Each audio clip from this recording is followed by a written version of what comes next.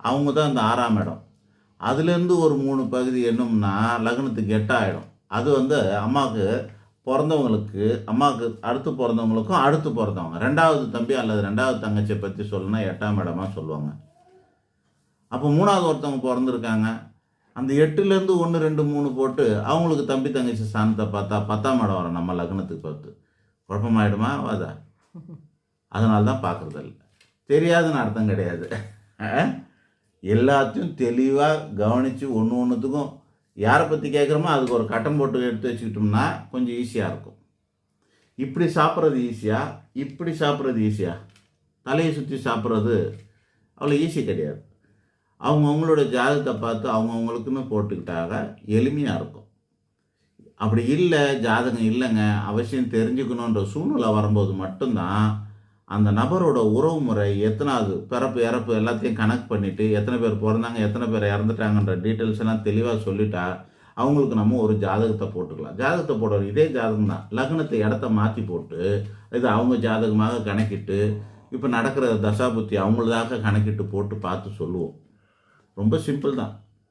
அந்த உறவு முறையை தெளிவுபடுத்தினா போதும். ஆனால் நீங்கள் என் குடும்பம் இது எப்படி இருப்பாங்கன்னு ஒட்டுமொத்தமாக கேட்குறது, ஒரே ஒரு காசை கொடுத்துட்டு ஒத்த ஃபீஸ் கொடுத்துட்டு ஒட்டுமொத்த குடும்பத்துக்கு பார்க்கணுன்னா என் குடும்பத்துக்கு எப்படி இருக்குது பாருங்கன்னு கேட்பாங்க. படிப்பு அறிவு கம்மியாகவோ அல்லது உணர்தல் கம்மியாகவோ இருக்கிறவங்க ஜாதகத்தை பற்றி பேசிக்கே தெரியாமல் என்ன பண்ணுவாங்க, ஜாதகத்தை தான் நீட்டுடு என் குடும்பத்துக்கு எப்படி இருக்குது பாருங்கண்ணா. குடும்பத்துக்கு பார்க்குறதுக்கு இது ஜாதகம் தனி நபருக்குன்னு தான் ஜாதகம். குடும்பத்துக்கு பார்க்குறதுனா ரேஷன் கார்டு தான் பார்க்கணும்.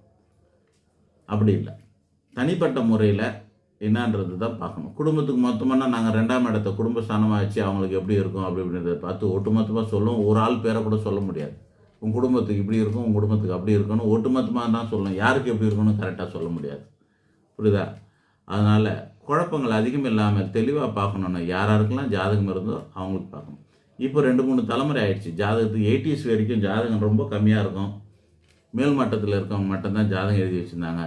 2000க்கு அப்புறமா அப்பாவுக்கும் பிள்ளைக்கும் ஜாதகம் வர ஆரம்பிச்சிச்சு. இப்போ 2025ல் 3 தலைமுறைக்கும் ஜாதகம் இருக்குது. அப்பாவுக்கு ஜாதகம் இருக்குது, பிள்ளைக்கு ஜாதகம் இருக்குது, பேரம்பேத்திக்கும் ஜாதகம் எழுதியாச்சு.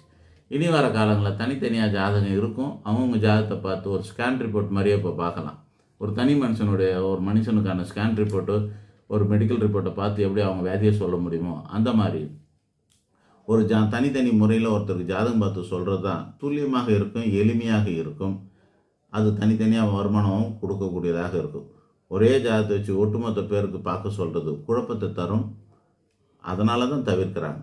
நன்றி, வணக்கம்.